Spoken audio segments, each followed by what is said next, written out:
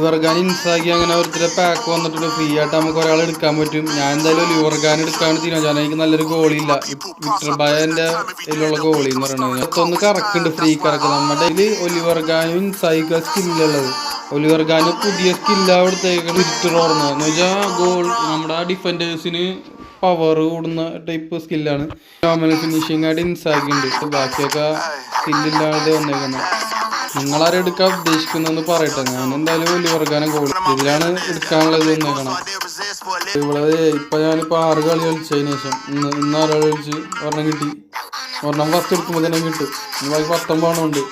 അപ്പോൾ 80 കളി കളിച്ചാലേ കിട്ടുള്ളൂ. ഫുള്ള് അത് കിട്ടിയ ശേഷമേ സെലക്ഷൻ കൊണ്ടായിട്ട് കിട്ടുള്ളൂ. ഫ്രീ കറക്കിൻ്റെ കിട്ടിയ ശേഷം ഇതിപ്പോൾ